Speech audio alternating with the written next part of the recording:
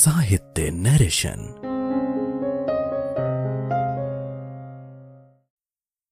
सुनिए प्रेमचंद की कहानी नया विवाह।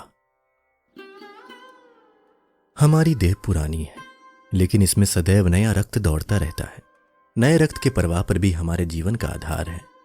पृथ्वी की इस चिरंतन व्यवस्था में ये नयापन उसके एक एक अणु में, एक एक कण में, तार में बसे हुए स्वरों की भांति गूंजता रहता है। और ये 100 साल की बुढ़िया आज भी नवेली दुल्हन बनी हुई है।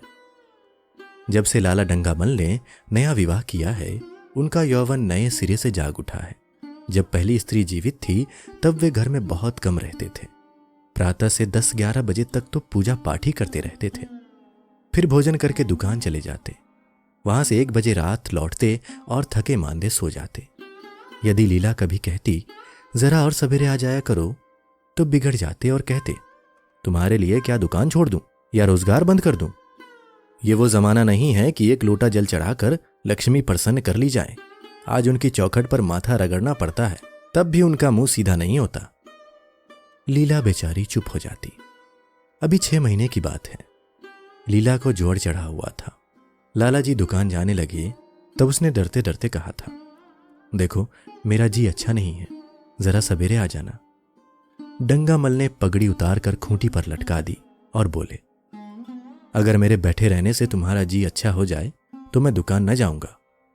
लीला हताश होकर बोली, मैं दुकान जाने को तो नहीं मना करती, केवल जरा सवेरे आने को कहती हूं। तो क्या दुकान पर बैठा मौज किया करता हूं? लीला इसका जवाब क्या देती। पति का ये स्नेहहीन व्यवहार उसके लिए कोई नई बात न थी। इधर कई साल से उसे इसका कठोर अनुभव हो रहा था कि उसकी इस घर में कदर ही नहीं है। वह अक्सर इस समस्या पर विचार भी किया करती, पर वो अपना कोई अपराध न पाती। वो पति की सेवा अब पहले से कहीं ज्यादा करती। उनके कार्यभार को हल्का करने की बराबर चेष्टा करती रहती, बराबर प्रसन्न चित रहती। कभी उनकी इच्छा के विरुद्ध कोई काम नहीं करती। अगर उसकी जवानी ढल चुकी थी तो इसमें उसका क्या अपराध था? किसकी जवानी सदैव स्थिर रहती है? अगर अब उसका स्वास्थ्य उतना अच्छा न था तो इसमें उसका क्या दोष? उसे बेकसूर क्यों दंड दिया जाता है? उचित तो यह था कि 25 साल का साहचर्य अब एक गहरी मानसिक और आत्मिक अनुरूपता का रूप धारण कर लेता, जो दोष को भी गुण बना लेता है, जो पके फल की तरह ज्यादा रसीला, ज्यादा मीठा, ज्यादा सुंदर हो जाता है। लेकिन लाला जी का वाणिक हृदय हर एक पदार्थ को वाणिज्य की तराजू से तौलता था।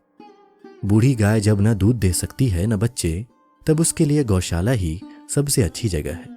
उनके विचार में लीला के लिए इतना ही काफी था कि घर की मालकिन बनी रहे, आराम से खाए और पड़ी रहे। उसे इख्तियार है चाहे जितने जेवर बनवाए, चाहे जितना स्नान व पूजा करे, केवल उनसे दूर रहे। मानव प्रकृति की जटिलता का एक रहस्य यह था कि डंगामल जिस आनंद से लीला को वंचित रखना चाहते थे, जिसकी उसके लिए कोई जरूरत ही न समझते थे, खुद उसी के लिए सदैव प्रयत्न करते रहते थे। लीला 40 वर्ष की होकर बूढ़ी समझ ली गई थी, किंतु वे 43 के होकर अभी जवान ही थे, जवानी के उन्माद और उल्लास से भरे हुए। लीला से अब उन्हें एक तरह की अरुचि होती थी, और वो दुखिया जब अपनी त्रुटियों का अनुभव करके प्रकृति के निर्दय आघातों से बचने के लिए रंग व रोगन की आड़ लेती, तब लाला जी उसके बूढ़े नखरों से और भी घृणा करने लगते। वे कहते, वाह रे तृष्णा, 7 लड़कों की तो मां हो गई, बाल खिचड़ी हो गए, चेहरा धुले हुए फलालैन की तरह सिकुड़ गया, मगर आपका अभी महावर, सिंदूर, मेहंदी और उपटन की हवस बाकी ही है। औरतों का स्वभाव भी कितना विचित्र है, न जाने क्यों बनाव सिंगार पर इतना जान देती है। पूछो अब तुम्हें और क्या चाहिए? क्यों नहीं मन को समझा लेती कि जवानी विदा हो गई और इन उपादानों से वो वापस नहीं बुलाई जा सकती। लेकिन वे खुद जवानी का स्वप्न देखते रहते थे। उनकी जवानी की तृष्णा अभी शांत न हुई थी। जाड़ों में रसों और पाकों का सेवन करते रहते थे। हफ्ते में 2 बार खिजाब लगाते और एक डॉक्टर से मंकी ग्लैंड के विषय में पत्र व्यवहार कर रहे थे। लीला ने उन्हें कुछ असमंजस में देखकर कातर स्वर में पूछा, कुछ बतला सकते हो, कै बजे आओगे? लाला जी ने शांत भाव से पूछा, तुम्हारा जी आज कैसा है? लीला क्या जवाब दे? अगर कहती कि बिल्कुल खराब है तो शायद वे महाशय वहीं बैठ जाएं और उसे जली कुटी सुनाकर अपने दिल का बुखार निकाले। अगर कहती है कि अच्छी हूं तो शायद निश्चिंत होकर 2 बजे तक कहीं खबर लें। इस दुविधा में डरते डरते बोली, अब तक तो हल्की थी, लेकिन अब कुछ भारी हो रही है। तुम जाओ, दुकान पर लोग तुम्हारी राह देखते होंगे। हाँ, ईश्वर के लिए 1-2 न बजा देना। लड़के सो जाते हैं, मुझे जरा भी अच्छा नहीं लगता, जी घबराता है। सेठ जी ने अपने स्वर में स्नेह की चाशनी देकर कहा, 12 बजे तक आज जरूर जाऊंगा। लीला का मुख धूमिल हो गया। उसने कहा, 10 बजे तक नहीं आ सकते? 11:30 से पहले किसी तरह नहीं। नहीं, 10:30। अच्छा, 11 बजे। लाला वादा करके चले गए, लेकिन 10 बजे रात को एक मित्र ने मुजरा सुनने के लिए बुला भेजा। इस निमंत्रण को कैसे इनकार कर देते? जब एक आदमी आपको खातिर से बुलाता है, तब यह कहाँ की भलमनसाहत है कि आप उसका निमंत्रण अस्वीकार कर दें। लाला जी मुजरा सुनने चले गए। 2 बजे लौटे। चुपके से आकर नौकर को जगाया और अपने कमरे में आकर लेट रहे। लीला उनकी राह देखती, प्रतिक्षण विकल वेदना का अनुभव करती हुई न जाने कब सो गई थी। अंत को इस बीमारी ने अभागिनी लीला की जान ही लेकर छोड़ा। लाला जी को उसके मरने का बड़ा दुख हुआ। मित्रों ने संवेदना के तार भेजे। एक दैनिक पत्र ने शोक प्रकट करते हुए लीला के मानसिक और धार्मिक सद्गुणों को खूब बढ़ाकर वर्णन किया। लाला जी ने इन सभी मित्रों को हार्दिक धन्यवाद दिया और लीला के नाम से बालिका विद्यालय में 5 वजीफे प्रदान किए तथा मृतक भोज तो जितने समारोह से किया गया वो नगर के इतिहास में बहुत दिनों तक याद रहेगा। लेकिन 1 महीना भी न गुजरने पाया था कि लाला जी के मित्रों ने चारा डालना शुरू कर दिया और उसका यह असर हुआ कि 6 महीने की विदुरता के तप के बाद उन्होंने दूसरा विवाह कर लिया। आखिर बेचारे क्या करते? जीवन में एक सहचरी की आवश्यकता तो थी ही, और इस उम्र में तो एक तरह से वो अनिवार्य हो गई थी। जब से नई पत्नी आई, लाला जी के जीवन में आश्चर्यजनक परिवर्तन हो गया। दुकान से अब उतना प्रेम नहीं था। लगातार हफ्तों न जाने में भी उनके कारोबार में कोई हर्ज नहीं होता था। जीवन के उपभोग की जो शक्ति दिन दिन छीन होती जाती थी, अब वो छींटे पाकर सजीव हो गई थी। सूखा पेड़ हरा हो गया था, उसमें नई नई कोपलें फूटने लगी थी। मोटर नई आ गई थी, कमरे नए फर्नीचर से सजा दिए गए थे। नौकरों की भी संख्या बढ़ गई थी। रेडियो आ पहुंचा था और प्रतिदिन नए नए उपहार आते रहते थे। लाला जी की बूढ़ी जवानी जवानों की जवानी से भी प्रखर हो गई थी। उसी तरह जैसे बिजली का प्रकाश चंद्रमा के प्रकाश से ज्यादा स्वच्छ और मनोरंजक होता है। लाला जी को उनके मित्र इस रूपांतर पर बधाइयां देते। जब वे गर्व के साथ कहते, भाई हम तो हमेशा जवान रहे और हमेशा जवान रहेंगे। बुढ़ापा यहां आए तो उसके मुंह में कालिक लगाकर गधे पर उल्टा सवार करा के शहर से निकाल दे। जवानी और बुढ़ापे को न जाने क्यों लोग अवस्था से संबंध कर देते हैं। जवानी का उम्र से उतना ही संबंध है जितना धर्म का आचार से, रुपये का ईमानदारी से, रूप का श्रृंगार से। आजकल के जवानों को आप जवान कहते हैं, उनकी 1000 जवानियों को अपने 1 घंटे से भी न बदलूंगा। मालूम होता है उनकी जिंदगी में कोई उत्साह ही नहीं, कोई शौक नहीं। जीवन क्या है? गले में पड़ा हुआ एक ढोल है। यही शब्द घटा बढ़ाकर वे आशा के हृदय पटल पर अंकित करते रहते थे। उससे बराबर सिनेमा, थिएटर और दरिया की सैर के लिए आग्रह करते रहते। लेकिन आशा को न जाने क्यों इन बातों में जरा भी रुचि न थी। वो जाती तो थी, मगर बहुत टाल टूट करने के बाद। एक दिन लाला जी ने आकर कहा, चलो आज बजरे पर दरिया की सैर करें। वर्षा के दिन थे, दरिया चढ़ा हुआ था। मेघमालाएं अंतर्राष्ट्रीय सेनाओं की भांति रंग बिरंगी वर्दियां पहने आकाश में कवायद कर रही थी। सड़क पर लोग मलार और 12 मासा गाते चलते थे। बागों में झूले पड़ गए थे। आशा ने बेदिली से कहा, मेरा जी तो नहीं चाहता। लाला जी ने मृदु प्रेरणा के साथ कहा, तुम्हारा मन कैसा है जो आमोद प्रमोद की ओर आकर्षित नहीं होता? चलो जरा दरिया की सैर देखो। सच कहता हूं, बजरे पर बड़ी बहार रहेगी। आप जाएं, मुझे और कई काम करने हैं। काम करने को आदमी है, तुम क्यों काम करोगी? महाराज अच्छे सालन नहीं पकाता, आप खाने बैठेंगे तो यूं ही उठ जाएंगे।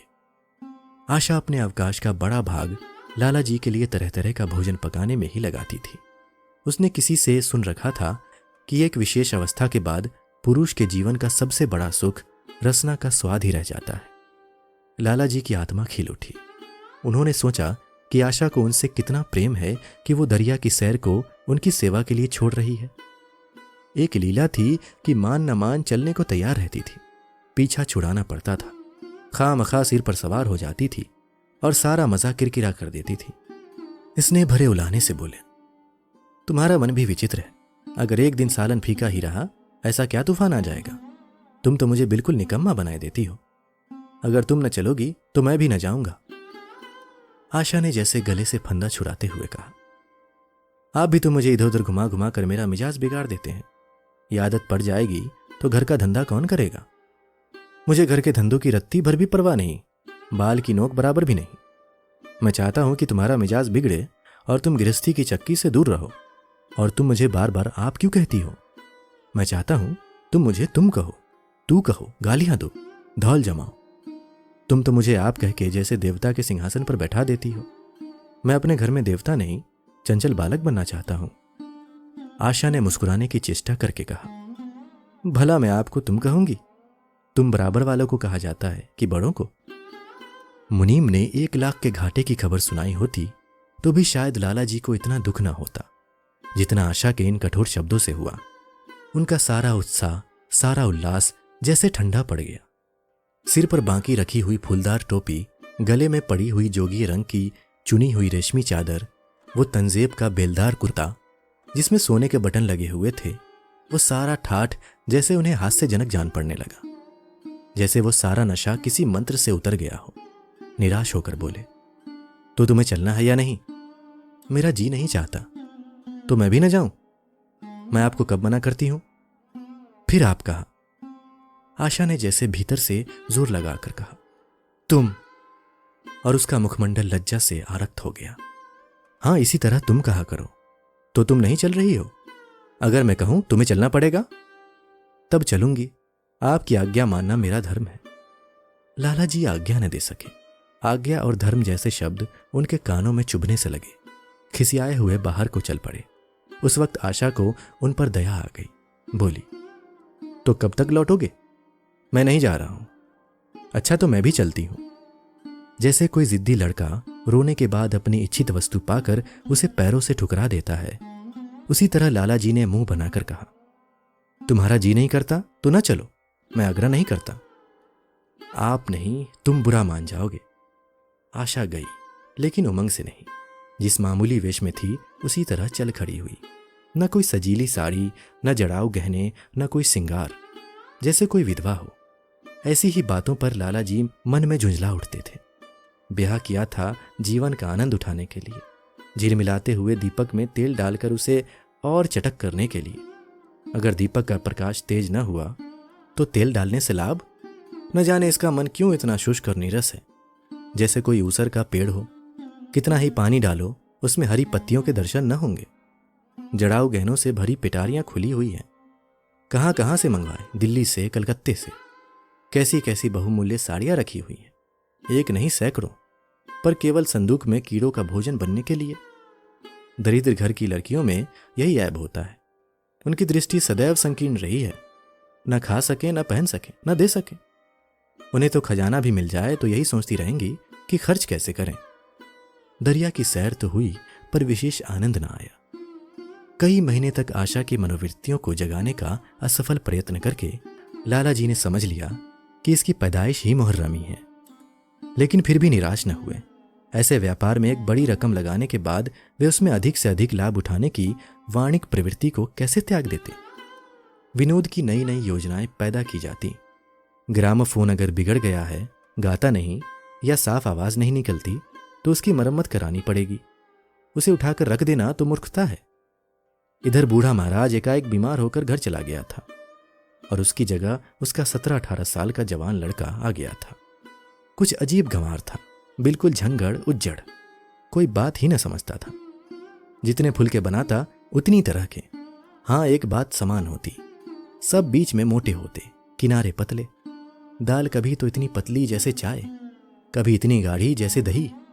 नमक कभी इतना कम कि बिल्कुल फीकी, कभी इतनी तेज कि नींबू का शौकीन। आशा मुंह हाथ धोकर चौके में पहुंच जाती और इस डपोर शंख को भोजन पकाना सिखाती। एक दिन उसने कहा, तुम कितने नालायक आदमी हो जुगल। आखिर इतनी उम्र तक तुम घास खोदते रहे या भाड़ झोंकते रहे कि फुलके तक नहीं बना सकते। जुगल आंखों में आंसू भर कर कहता, बहू जी अभी मेरी उम्र ही क्या है, 17वां ही तो पूरा हुआ है।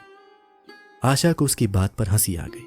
उसने कहा, तो रोटियां पकाना क्या 10-5 साल में आता है? आप 1 महीना सिखा दें बहू जी, फिर देखिए मैं आपको कैसे फुलके खिलाता हूं कि जी खुश हो जाए। जिस दिन मुझे फुलके बनाने आ जाएंगे मैं आपसे कोई इनाम लूंगा। सालन तो अब मैं कुछ कुछ बनाने लगा हूं, क्यों? आशा ने हौसला बढ़ाने वाली मुस्कुराहट के साथ कहा, सालन नहीं, वो बनाना आता है। अभी कल ही नमक इतना तेज था कि खाया न गया, मसाले में कचांध आ रही थी। मैं जब सालन बना रहा था तब आप यहां कब थी? अच्छा, तो मैं अब यहीं बैठी रहूं, तब तुम्हारा सालन बढ़िया पकेगा। आप बैठी रहती हैं तब मेरी अकल ठिकाने रहती है। आशा को जुगल की इन भोली बातों पर खूब हंसी आ रही थी। हंसी को रोकना चाहती थी पर वो इस तरह निकल पड़ती थी जैसे भरी बोतल उंडेल दी गई हो। और मैं नहीं रहती तब तो आपके कमरे के द्वार पर जा बैठता हूं, वहां बैठकर अपनी तकदीर को रोता हूं। आशा ने हंसी रोककर पूछा, क्यों रोते क्यों हो? ये ना पूछिए बहू जी, आप इन बातों को नहीं समझेंगी। आशा ने उसके मुंह की ओर प्रश्न की आंखों से देखा। उसका आशय कुछ तो समझ गई पर न समझने का बहाना किया। तुम्हारे दादा आ जाएंगे तब तुम चले जाओगे? और क्या करूंगा बहू जी, यहां कोई काम दिलवा दीजिएगा तो पड़ा रहूंगा। मुझे मोटर चलाना सिखवा दीजिए, आपको खूब सैर कराया करूंगा। नहीं नहीं बहू जी, आप हट जाइए, मैं पतीली उतार लूंगा। ऐसी अच्छी साड़ी है आपकी, कहीं कोई दाग पड़ जाए तो क्या हो? दूर रहो, फूहड़ तो तुम हो ही, कहीं पतीली पांव पर गिरा ली तो महीनों झींकोगे। जुगल के मुख पर उदासी छा गई। आशा ने मुस्कुराकर पूछा, क्यों, मुंह क्यों लटक गया सरकार का? जुगल रुआंसा होकर बोला, आप मुझे डांट देती हैं बहू जी, तब मेरा दिल टूट जाता है। सरकार कितना ही घुड़कें, मुझे बिल्कुल ही दुख नहीं होता। आपकी नजर कड़ी देखकर मेरा खून सर्द हो जाता है। आशा ने दिलासा दिया, मैंने तुम्हें डांटा तो नहीं, केवल यही तो कहा कि कहीं पतीली तुम्हारे पांव पर गिर पड़े तो क्या हो। हाथ ही तो आपका भी है, कहीं आपके यहां से छूट पड़े तो? लाला डंगामल ने रसोई घर के द्वार पर आकर कहा, आशा जरा यहां आना, देखो तुम्हारे लिए कितने सुंदर गमले लाया हूं। तुम्हारे कमरे के सामने रखे जाएंगे। तुम यहां धुएं धक्कड़ में क्यों हलकान होती हो? इस लड़के से कह दो कि जल्दी महाराज को बुलाए, नहीं तो मैं कोई दूसरा आदमी रख लूंगा। महाराजों की कमी नहीं है, आखिर कब तक कोई रियायत करे? गधे को जरा भी तमीज नहीं आई। सुनता है जुगल, लिख दे आज अपने बाप को। चूल्हे पर तवा रखा हुआ था। आशा रोटियां बेलने में लगी थी।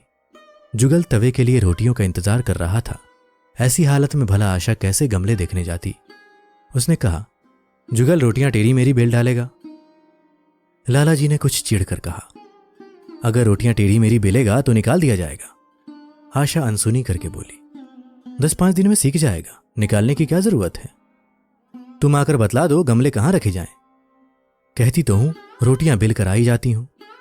नहीं, मैं कहता हूं तुम रोटियां मत बेलो, आप तो खामखा जिद करते हैं। लाला जी सन्नाटे में आ गए। आशा ने कभी इतनी रुखाई से उन्हें जवाब न दिया था, और ये केवल रुखाई न थी, इसमें कटुता भी थी। लज्जित होकर चले गए। उन्हें ऐसा क्रोध आ रहा था कि इन गमलों को तोड़कर फेंक दे और सारे पौधों को चूल्हे में डाल दे। जुगल ने सहमे हुए स्वर में कहा, आप चली जाएं बहू जी, सरकार बिगड़ जाएंगे। बको मत, जल्दी जल्दी फुलके सेंको, नहीं तो निकाल दिए जाओगे। और आज मुझसे रुपए लेकर अपने लिए कपड़े बनवा लो। भिखमंगो किसी सूरत बनाए घूमते हो, और बाल क्यों इतने बढ़ा रखे हैं? तुम्हें नाई भी नहीं जुड़ता? जुगल ने दूर की बात सोची। बोला, कपड़े बनवा लूं तो दादा को क्या हिसाब दूंगा? अरे पागल, मैं हिसाब में नहीं देने कहती, मुझसे ले जाना। जुगल काहिलपन की हंसी हंसा।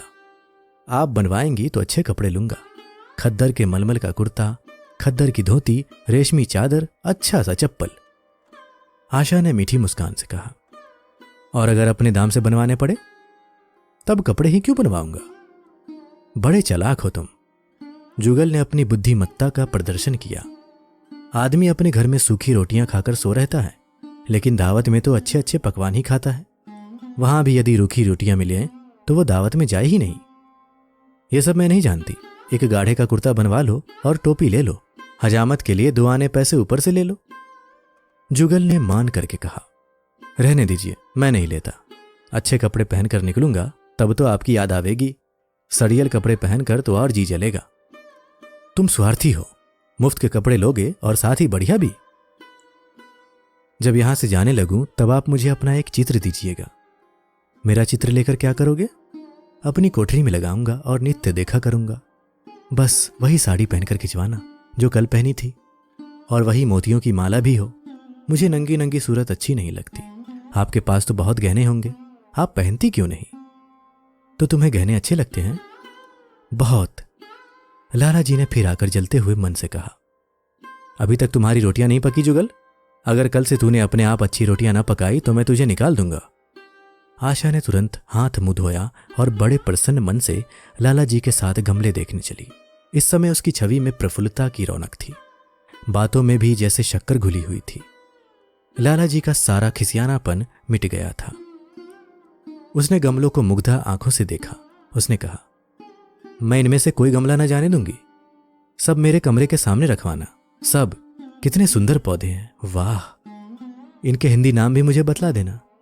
लाला जी ने छेड़ा। सब गमले क्या करोगी? 10-5 पसंद कर लो, शेष मैं बाहर रखवा दूंगा।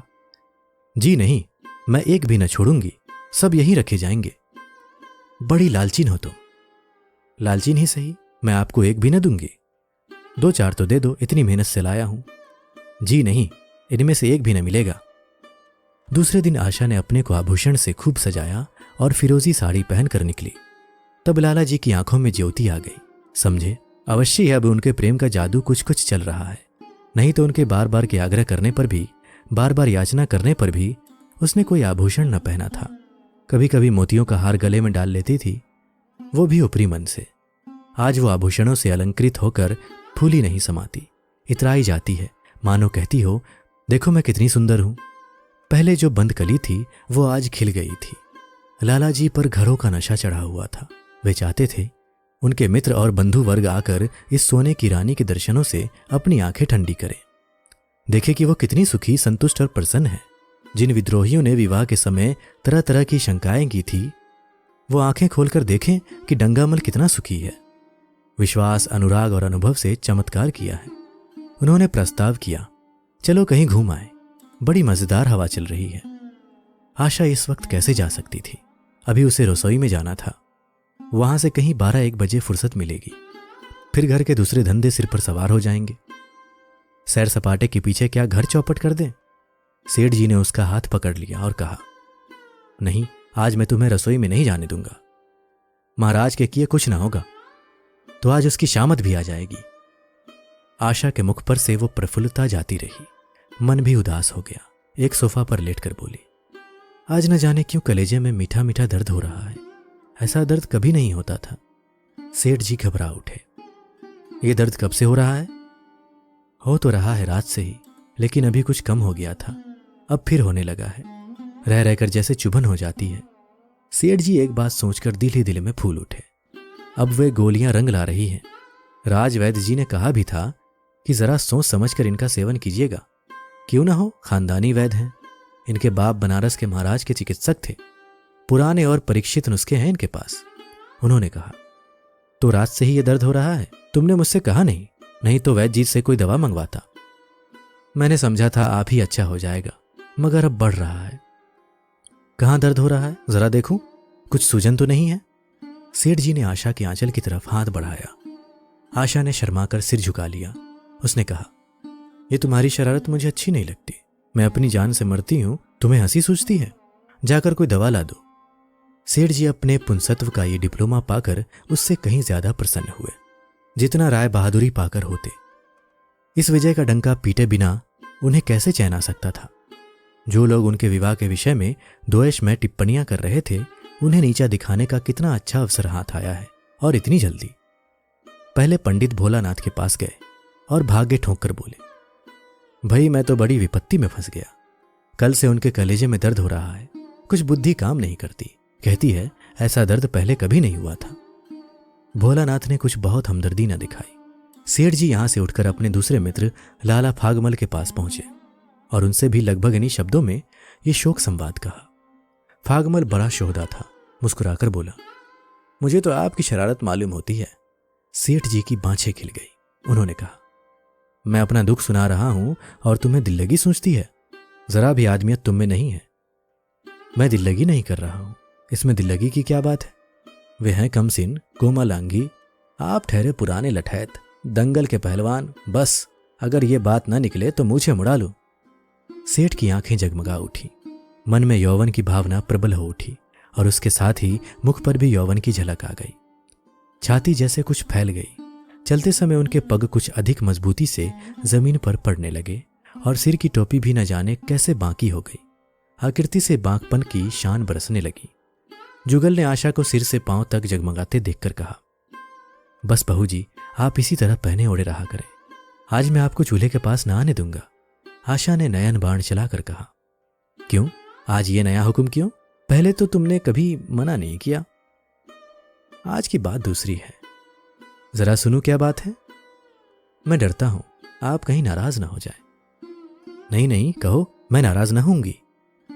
आज आप बहुत सुंदर लग रही हैं। लाला डंगामल ने असंख्य बार आशा के रूप और यौवन की प्रशंसा की थी, मगर उनकी प्रशंसा में उसे बनावट की गंध आती थी। वो शब्द उनके मुख से निकलकर कुछ ऐसे लगते थे जैसे कोई पंगु दौड़ने की चेष्टा कर रहा हो। जुगल के इन सीधे शब्दों में एक उन्माद था, नशा था, एक चोट थी। आशा की सारी देह प्रकंपित हो गई। तुम मुझे नजर लगा दोगे जुगल, इस तरह क्यों घूरते हो? जब यहां से चला जाऊंगा तब आपकी बहुत याद आएगी। रसोई पकाकर तुम सारे दिन क्या किया करते हो, दिखाई नहीं देते। सरकार रहते हैं इसलिए नहीं आता। फिर अब तो मुझे जवाब मिल रहा है, देखिए भगवान कहां ले जाते हैं। आशा की मुख मुद्रा कठोर हो गई। उसने कहा, कौन तुम्हें जवाब देता है? सरकार ही तो कहते हैं तुझे निकाल दूंगा। अपना काम किए जाओ, कोई नहीं निकालेगा। अब तो तुम फुलके भी अच्छे बनाने लगे। सरकार हैं बड़े गुस्सेवर, 2-4 दिन में उनका मिजाज ठीक किए देती हूं। आपके साथ चलते हैं तो आपके बाप से लगते हैं। तुम बड़े मुफट हो, खबरदार जबान संभाल कर बातें किया करो। किंतु अप्रसन्नता का ये झीना आवरण उनके मनोरहस्य को न छिपा सका। वो प्रकाश की भांति उसके अंदर से निकला पड़ता था। जुगल ने फिर उसी निर्भीकता से कहा, मेरा मुंह कोई बंद कर ले, यहां तो सभी यही कहते हैं। मेरा ब्याह कोई 50 साल की बुढ़िया से कर दे तो मैं तो घर छोड़कर भाग जाऊं, या तो खुद जहर खा लूं या उसे जहर देकर मार डालूं, फांसी ही तो होगी। आशा उस कृत्रिम क्रोध को कायम न रख सकी। जुगल ने उसके हृदय वीणा के तारों पर मिजराब की ऐसी चोट मारी थी कि उसके बहुत जब्त करने पर भी मन की व्यथा बाहर निकल आई। उसने कहा, भाग्य भी तो कोई वस्तु है, ऐसा भाग्य जाए भाड़ में। तुम्हारा ब्याह किसी बुढ़िया से ही करूंगी, देख लेना। तो मैं भी जहर खा लूंगा, देख लीजिएगा। क्यों, बुढ़िया तुम्हें जवान स्त्री से ज्यादा प्यार करेगी, ज्यादा सेवा करेगी, तुम्हें सीधे रास्ते पर रखेगी। यह सब मां का काम है। बीवी जिस काम के लिए है उसी काम के लिए है। आखिर बीवी किस काम के लिए है? मोटर की आवाज आई। न जाने आशा के सिर का आंचल खिसक कर कंधे पर आ गया। उसने जल्दी से आंचल खींचकर सिर पर कर लिया और ये कहती हुई अपने कमरे की ओर लपकी कि लाला भोजन करके चले जाएं तब आना। तो दोस्तों, अभी आप सुन रहे थे मुंशी प्रेमचंद की कहानी नया विवाह।